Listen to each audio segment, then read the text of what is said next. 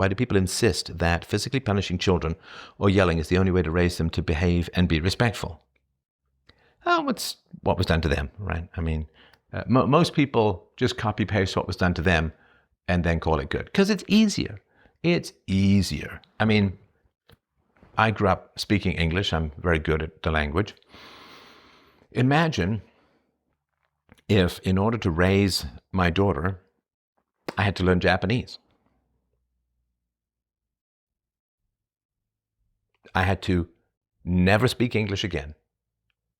And I had to only speak to her, to my wife, in Japanese. And I could only have friends who spoke Japanese, which is fine if you grew up in Japan, but I didn't grow up in Japan, of course. So imagine, okay, you get married, you have to switch to Japanese. You have a kid, you have to switch to Japanese. You have to teach that kid Japanese. Your parents, like the grandparents of the kids, they don't speak Japanese. The aunts and the uncles, the extended family, nobody's going to speak Japanese. And the only way that they can really ever interact with their nieces, nephews, grandkids is to learn Japanese. That is an exact analogy for peaceful parenting. I grew up being parented by violence, and I have turned to peaceful parenting. So it's not just that you learn a new language and can still speak the old one. You can't.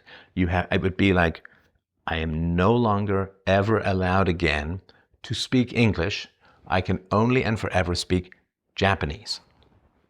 And anybody who wants to come along on my family journey has to learn Japanese, or they can't come along.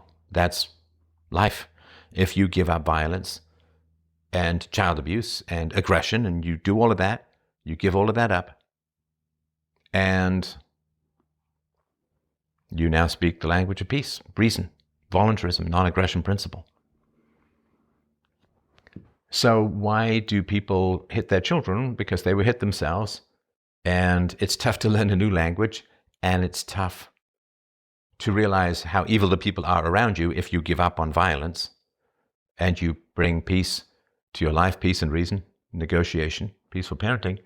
You realize how much everyone around you is cheering on the abuse of children, right?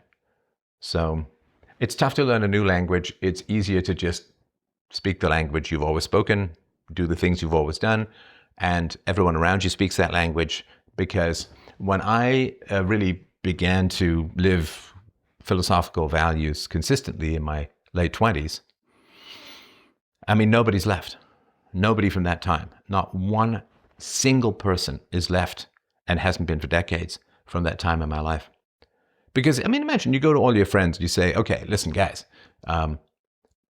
let's not speak English to each other anymore. Let's just speak in Japanese. Oh, and you can't talk to anyone who speaks English. You can only speak Japanese. Let's just all go on this journey where we're all going to speak Japanese and learn Japanese and immerse ourselves in Japanese culture, and you can't speak to anyone who speaks English anymore. People would look at you like you're insane. And that's what it is to be philosophical.